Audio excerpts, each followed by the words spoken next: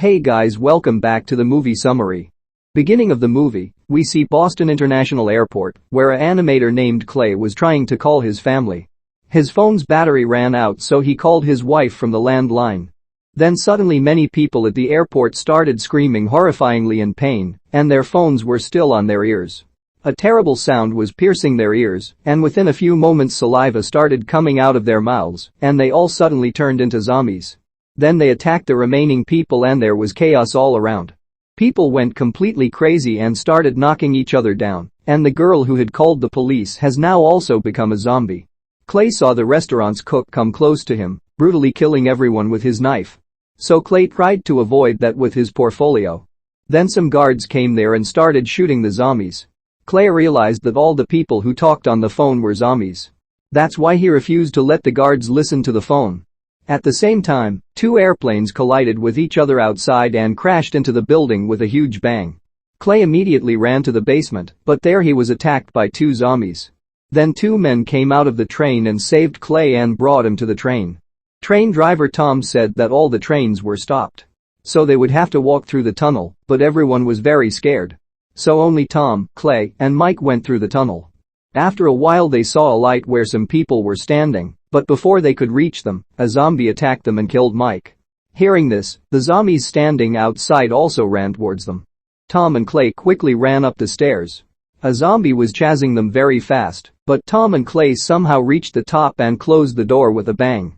After this, they reached Clay's house, where the door was broken down, and the dead bodies of the neighbors were red in the corners. When Tom went to Clay's house, he saw that Clay had strange drawings on the walls. Clay saw that the landline phone was turned on, so he tried to send a message to his wife from Tom's phone. But he did not understand the reply that came. Then Tom told him to put the phone in the freezer so that the battery would not drain quickly. After this, in the evening when both of them were sitting comfortably, someone suddenly knocked on the door. Clay slowly opened the door and there was his neighbor Alice. She had a knife in her hand from which blood was dripping, but she did not look like a zombie. So Clay brought her inside, then Alice scarcely told that her mother had also become a zombie. So she had to kill her mother with her own hands. Clay asked her to take a bath and gave her some clean clothes of his daughter, then Clay decides that he will go out to find his family. Because when these attacks started, he talked to his wife like a normal human, which means that it is possible that he has not yet become a zombie. Then Tom and Alice also go with him. He agreed, but first he needed some rest. The next morning they saw that zombies were roaming on the streets like ants. All three of them picked up weapons and came out of the house where a group of zombies were roaming. Suddenly two men came on a bike, and zombies started running behind them. All three of them escaped seeing the opportunity. While walking, they saw a house where there were chances of finding some weapons. They entered very carefully and suddenly Alice saw that there were many dead bodies lying in the basement. They packed as many guns as they could and came out. A boy was sitting there with some people. When they moved towards the boy, he suddenly started screaming loudly and told them that he too was a zombie. Then Tom shot at him, but then some more zombies came out of the bushes, then the three of them shot and ran away, then they hid in a boat in lake. When the zombies reached the lake, sun it was setting, and all the zombies started making strange noises and left after a while. Later, Clay and his friends realized that these zombies are automatically placed when the sun goes down. As the location is flashing every time, Clay said that when we were seen by the boy outside the house, all the zombies must have received the location signal in their brains, which meant that all the zombies were connected to each other. After that Tom, Clay and Alice set out again and walked all day. When night fell, they heard music and followed it to an academy where a student named Jordan and headmaster Charles lived. They told Clay and his friends that as long as the music was playing, there was no harm. Then he went outside and saw that hundreds of zombies were sleeping in a field. This music was coming out of their mouths and phones. Charles even cut the leg of one zombie with an axe, but he did not say anything. Charles said that these zombies it should not be known that they do not need to sleep. Otherwise no one can stop the world from ending. Now they will have to kill all the zombies before they wake up. That's why they thought of dousing them with gasoline and burning them. Then Tom and Clay started pouring gasoline into a field full of zombies. Later, Charles released an arrow while walking in the field, and suddenly there was a huge fire. Soon some zombies started rising, so Clay and his friends shot at the zombies. Then suddenly the fire reached their truck and a huge fire. Jordan was deeply shocked to see the explosion that killed poor Charles. But Clay helped him as quickly as possible. decided to hide because they were tired, and soon everyone fell asleep. But Clay suddenly heard some noises from the bathroom. That suddenly Clay's eyes opened and he realized that it was all just a dream. But when he talked to his companions, he found out that they had all dreamed of this man. This was quite strange because this monster was a villain in the comics. When they all came out at night, they saw that thousands of phones had been piled up and burned. When Tom and Alice's phone rang, they too gathered their phones in a pile. Then after walking for a few hours, he found a bar on which it was written cashback. They thought that maybe it would mean that taking the phone inside is not allowed. Actually, there were many humans here who were saved from becoming zombies. And now they all had a plan to go to a place named Cashback. Because there is not even a single % phone signal there. Tom later confronts Clay about what happens at the end of his comic. But Clay had no answer because he had not finished the comic. Later, when everyone was sleeping, suddenly Sally heard strange sounds. She saw that the door was closed, so she listened to the sound by putting her ear to the door. Clay also opened her eyes and moved towards Sally, but suddenly some people present there attacked her. In fact, Sally and these people had become zombies without knowing how. And soon there was an uproar in that bar. Clay saves his life from a zombie by shooting him. Tom starts killing them too. On the other hand, Sally was turning a human into a zombie by screaming loudly in his ear. Then we come to know that even if someone listens to the scream of a zombie innocently, he becomes a zombie. Soon these zombies started attacking the survivors. But Tom and Alice saved everyone's lives by opening fire.